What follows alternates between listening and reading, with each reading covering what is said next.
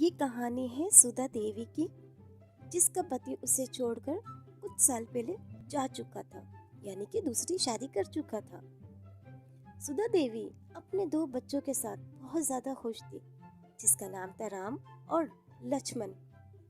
राम और लक्ष्मण को बहुत अच्छी पढ़ाई देने के लिए सुधा ने प्राइवेट स्कूल में उनका एडमिशन करवाया और वो वहाँ पे खुद आया का काम करती थी। सुधा के दोनों बेटे जैसे ही स्कूल से आते हैं और सुधा उनसे कहती है, अरे बेटा, तुम दोनों आ गए हो मेरे जिगर। हाँ माँ, हम आ चुके हैं। माँ, बहुत भूख लगी है, कुछ खाने को है तो दे दो। स्कूल में भी कुछ भी नहीं खाया, लंच बॉक्स अच्छा नहीं लगा माँ। अरे माँ, क्या पकाया है? जल्दी से बताओ ना, बहुत भूख लगी है। आपके हाथ का खाने का बहुत मन कर रहा है, जल्दी जल्दी बताएं। अरे बेटा बेटा बेटा, रुक जाओ, सब्र कर जाओ। एक काम करो, जल्दी से तुम दोनों बैग उतारो, मैं तुम लोगों को लिए गर्मा गर्म खाना परोसती हूँ। ठीक है मेरे बच्चों, तुम तो मेरे जिगर के लाल हो, मेरी जिंदगी हो। जल्दी से बैग उतारो। जैसे जैसे वक्त गुजरता गया, दोनों बच्चे यानी राम और लक्ष्मण बड़े होते गए। इतने में राम अपनी माँ से कहता है, माँ, अब आपको कोई काम करने की जरूरत नहीं है, हम बड़े हो चुके हैं। हाँ माँ, अब हम बड़े हो चुके हैं, हमें बहुत अच्छी नौकरी मिल चुकी है। अब आप कहीं पे भी काम नहीं करोगे, अब आप सिर्फ बैठ के रानियों वाली जिंदगी गुजारोगी। ठीक है माँ, अब आप बाहर नहीं जाना, ओके? सुधा अपने दोनों बेटों को कहती है, अरे बेटा, मैं बूढ़ी जान हूँ, मैं जब तक काम नहीं करूँगी मुझे सुकून नहीं मिलेगा। लेकिन तुम दोनों बेटे मेरे बड़े हो गए हो, आज इस काबिल हो गए हो। अरे माँ, क्या हो गया है? काम के बगैर भी जिंदगी होती है। अब आप बैठोगी और आप आराम करोगी माँ, ठीक है? अरे लक्ष्मण, तुम ही माँ से कहो ना कि वो कुछ आराम शराम करें। हम हैं ना कमाने के लिए, हम बेटे किस लिए हैं माँ के? माँ, आप चिंता मत करें। हाँ माँ, आप बिल्कुल बिल्कुल चिंता मत करें, हम आपको रानियों वाली जिंदगी गुजारेंगे। आप आराम कीजिए और आराम कीजिए।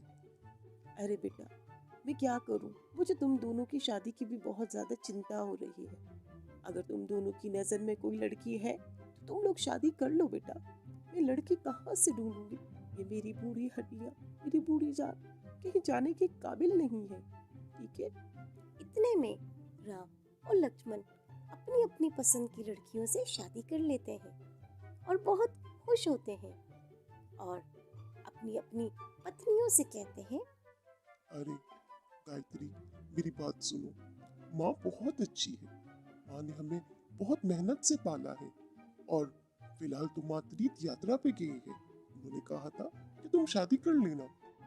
लक्ष्मण अपनी पत्नी से कहता है, देखो काजल, मैं तो बिल्कुल भी नहीं चाहता कि तुम कोई शिकायत का मौका दो। माँ ने हमें बहुत मेहनत से पाला है और बचपन से ही काम काज कर रही है, सिर्फ और सिर्फ हमारी खातिर। अब आप दोनों उसे आराम देना, ठीक है? गायत्री और काजल अपने अपने पतियों से कहती हैं कि वो बिल्कुल भी चिंता ना करें, माँ का वो ख्याल बिल्कुल ऐसे रखेंगी जैसे वो अपनी माँ का रखती हैं। दोनों पति अपनी अपनी पत्नियों से बहुत ज्यादा खुश थे इस बात पे कि वो लोग माँ का ख्याल रखेंगी।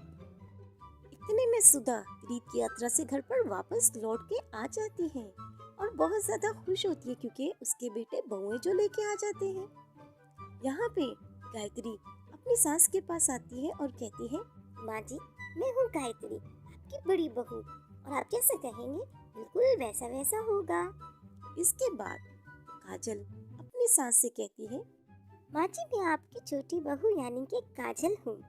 आप मुझे छोटी बहू के से एक्सेप्ट करेंगे और मैं आपको बहुत सारी खुशियाँ दूंगी, बहुत कुछ करूंगी आपके लिए।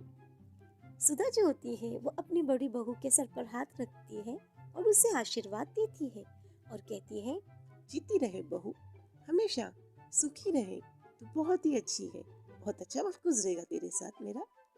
उसके बाद काजल के सर पे हाथ रख के उसे आशीर्वाद देती है और उसे भी कहती है, मेरी प्यारी सी छोटी बहू रानी।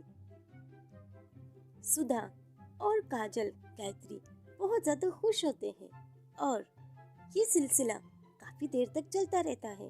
घर में बहुत खुशहाली होती है किसे पता क्या हो जाएगा अचानक से ये बहुएं अपना रंग दिखाना शुरू कर देती हैं। सुधा को गायत्री कहती है, अरे माँ जी, जब देखो टीवी देखती रहती हो। आपको ये भी पता है कि बिल कितना आता है? कुछ पता भी है? अरे बेटा, शादी से पहले तो मैं ही बिल दिया करती थी ना, काम काज करके। और अभी अगर राम दे भी रहा है तो क्या हो गया है, पहले तो मैं ही भरती थी। ठीक है, ऐसा ना कहो।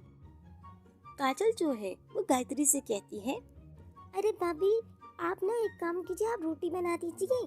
मैंने चावल और दाल बना दी है और सारा काम कर लिए। आपके हिस्से में सिर्फ रोटी आ रही है, जल्दी से बना दीजिए। गायत्री काजल से कहती है, क्या हो गया है? मैं क्यों बनाऊं रोटी? हाँ, राम बहुत कमाता है और सब कुछ इस घर का चलाता है। इसका मतलब ये नहीं है कि मैं भी घर के सारे काम काज करूं। मुझसे ना कोई काम वाम नहीं होते। जाओ जाओ, खुद काम करो और माँ जी से कहो वो काम करें। सुधा आती है और अपनी दोनों बहुओं को लड़ता हुआ देख के कहती है, अरे तुम दोनों क्यों लड़ रही हो? इस बूढ़ी आंखों ने क्या अब ये भी देखना बाकी रह गया था? जब देखो तुम लोग लड़ती रहती हो। क्या हो गया है तुम लोगों को? क्यों लड़ती झगड़ती रहती? क्यों ताल भेद कर रही हो एक दूसरे के लिए? दोनों भाइयों को जब ये लड़ाई झगड़े की बात पता चलती है तो राम कहता है, ये अच्छा होगा कि हम लोग अलग हो जाएं। हम लोग इस घर का बंटवारा कर लेते हैं, क्योंकि ये रोज रोज की करनी हमसे बर्दाश्त नहीं होती है। अरे भाई, मैं किस तरीके से बंटवारा कर सकता हूँ? मेरी तनख्वाह भी इतनी नहीं है। माँ को कौन रखेगा? एक काम कीजिए, 15 को और 15 दिन मैं रखूंगा माँ। ऐसा होता है कि दोनों भाई घर का बंटवारा कर देते हैं और सुधा के हिस्से में आता है दोनों तरफ का काम। काम ज्यादा करने की वजह से सुधा बहुत ज्यादा बीमार पड़ जाती है और बेड पे रेस्ट करती है।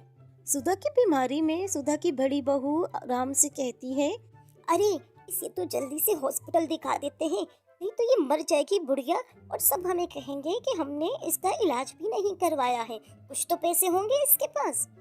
इतने में डॉक्टर आता है और वो बड़ी बहू से कहता है, माँ जी की हालत काफी सीरियस थी, लेकिन मैंने उन्हें दवा दे दी है। वो अब जल्दी ही रिकवर हो जाएगी। टाइम से दवा दे देना। इतने में बाजी जो होती है यानी सुधा देवी वो रिकवर हो जाती है अपनी बीमारी से और अपने तीनों बच्चों को बुला के कहती है, बेटा, मैंने तुम लोगों के लिए 20 लाख रुपए इकट्ठे किए थे। मेरी वसीयत थी कि मैं तुम सबके नाम पे, यानी कि अपनी दोनों बहुएं और दोनों बेटों के नाम पे 20 लाख रुपए जमा रखती हूँ, ताकि जैसे तुम लोगों ने मेरा और मेरे घर का बंटवारा किया है, ऐसे तुम्हारी आने वाली औलाद तुम लोगों का बंटवारा ना करे। और मैं चाहती हूँ वो 20 लाख रुपए तुम दोनों भाई और बहुएं ले लो, ताकि मैं शांति से इस दुनिया से चली जाऊं और मुझे ये एहसास हो कि मेरे बेटे बिल्कुल सेफ होंगे। सुधा की बातें सुन के सुधा के दोनों बेटे बहुत ज्यादा अफसुर्दा होते हैं और उसकी बहू और दोनों बेटे सुधा से बहुत माफी मांगते हैं और अपने किए पे बहुत ज्यादा शर्मिंदा होते हैं।